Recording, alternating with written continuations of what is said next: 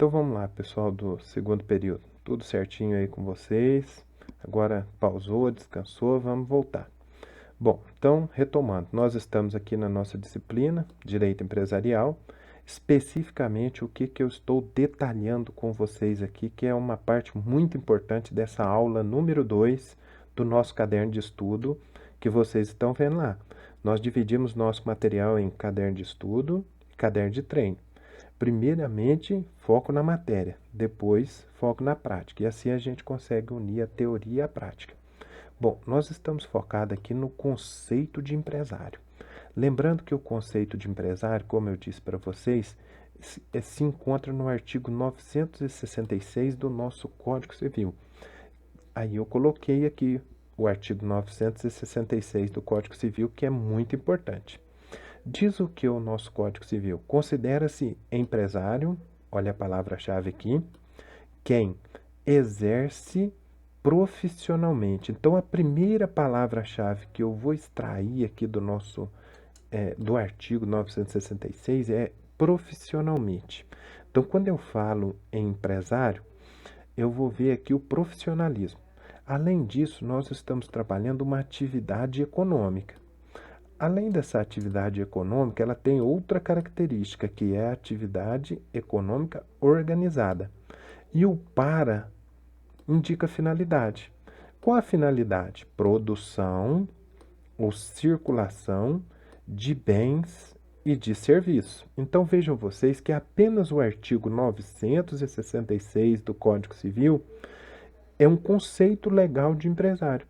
Esse conceito legal de empresário, ele pode ser desmembrado, destrinchado em alguns elementos. Por isso que eu destaquei para vocês aqui os elementos do conceito de empresário. Qual que é o primeiro deles? É o profissionalmente.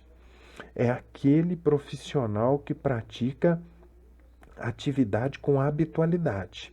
Então vejam bem, se eu tenho um carro e eu vendo aquele carro, esporadicamente eu vendi o meu carro. Se esporadicamente eu vendi o meu carro, eu não posso ser identificado como empresário.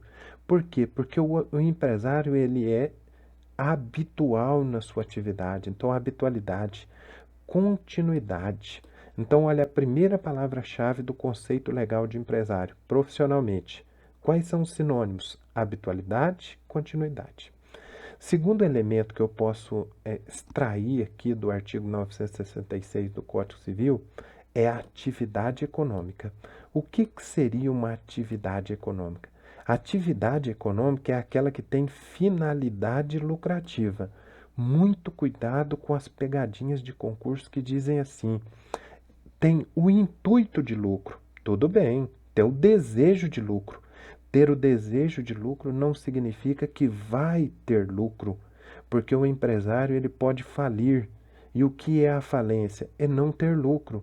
Ok, pessoal? Então, atividade econômica, a intenção do empresário é buscar o lucro. Letra C. Outro elemento fundamental do conceito de empresário que eu posso tirar daquele artigo, e vejam vocês, hein?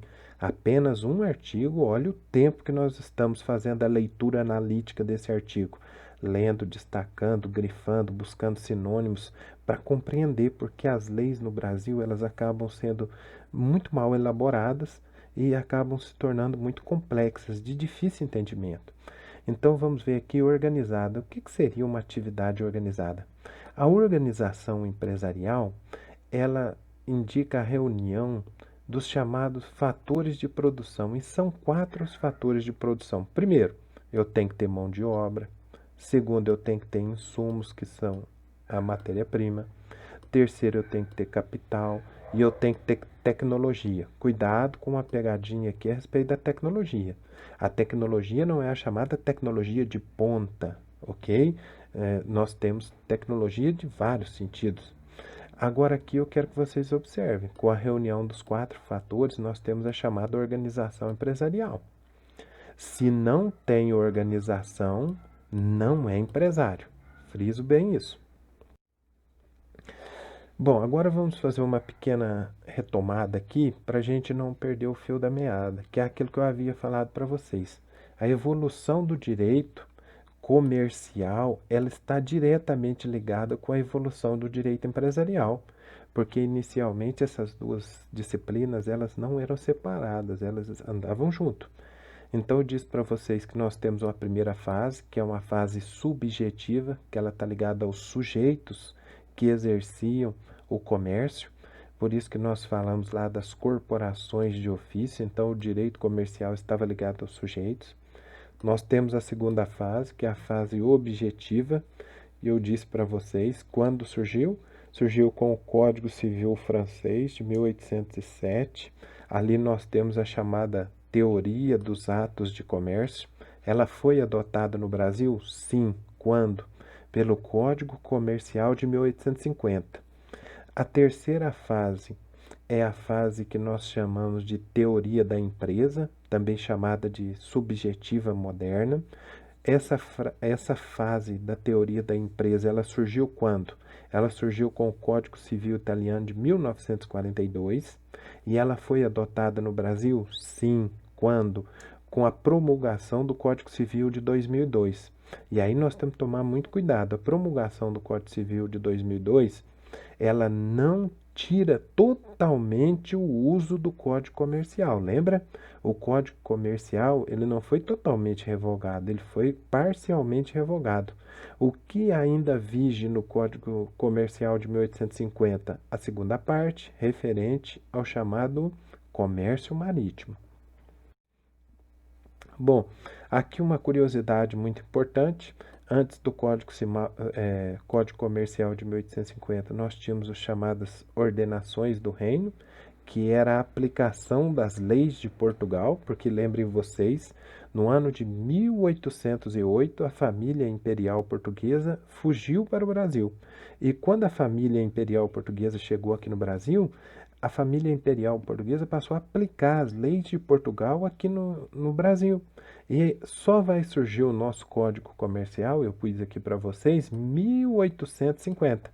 Então, de 1808 até 1850, 42 anos, nós tivemos a aplicação das chamadas ordenações do reino. Tá certo, pessoal? Que era o direito português sendo aplicado aqui nas terras brasileiras. Bom, em 1850, inspirado no Código Napoleônico, nós temos o surgimento aqui do Código Comercial, a adoção da teoria dos atos de comércio. Muito importante aqui o regulamento 737 daquela época, que tinha o rol dos atos de comércio. Então, só era considerado ato de comércio aquilo que estava regulamentado. Se você não estivesse regulamentado, você não era considerado comerciante, pois não exercia um ato de comércio. Aí depois nós temos o Código Civil de 2002, que eu disse para vocês, que faz a transição da teoria do ato de comércio para a teoria da empresa. Aqui nós temos a tentativa de unificação formal do direito privado. Era uma tentativa de unificar, porque esse emaranhado de leis que nós temos no Brasil complica muito a atividade empresarial. Quando a gente for falar a respeito do direito tributário, vocês vão ver que isso dificulta muito, né? É no Código Civil de 2002 que nós temos a definição de empresário, que eu falei para vocês, no artigo 966 do Código Civil. Lá está a definição legal de empresário, que é aquele que exerce profissionalmente a atividade econômica organizada.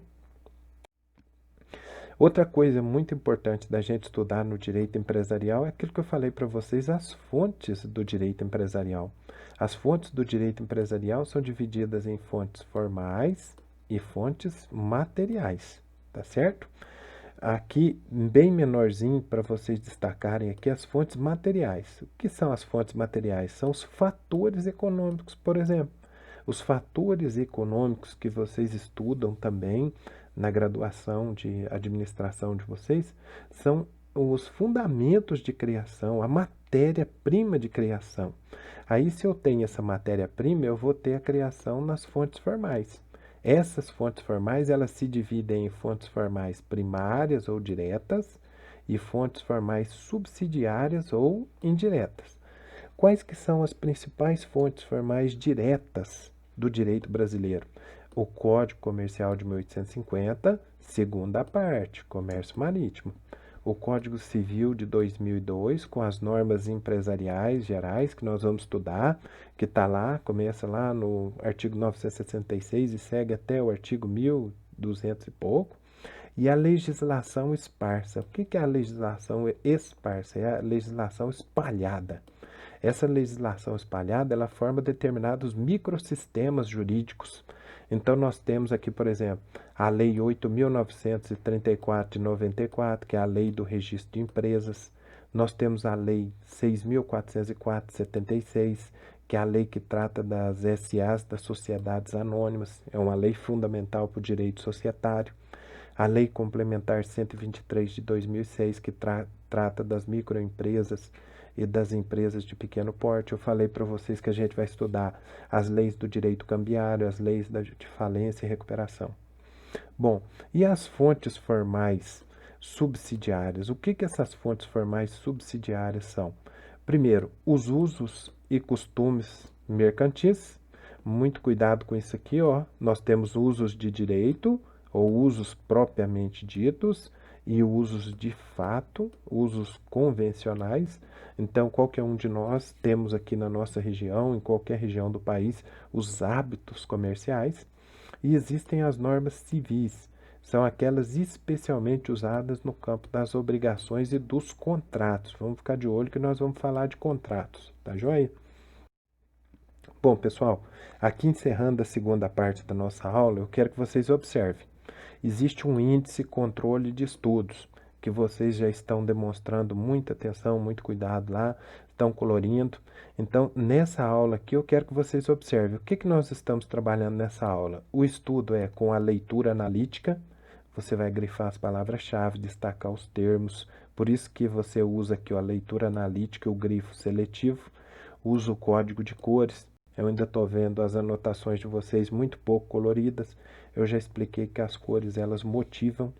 Agora, para revisão, o que a gente vai trabalhar para revisão? Anotações criativas no nosso caderno inteligente. Vamos trabalhar o fichamento. Vamos trabalhar o método de estudo esquematizado. Lembre-se que no nosso caderno de treino nós trabalhamos a resolução de questões. Nós temos questões objetivas e nós temos questões dissertativas. As questões objetivas vão ajudar vocês a treinarem para a prova, vão ajudar vocês a treinarem para muitas atividades e também concursos que vocês quiserem fazer. E as dissertativas é para vocês desenvolverem a capacidade de escrever. Tá joia, pessoal? Bom, muito obrigado. Essa é a aula de número 2 da nossa apostila, no nosso caderno de estudo. Fica fácil de vocês identificarem. Estudem bastante, fiquem com Deus. Até a nossa próxima aula.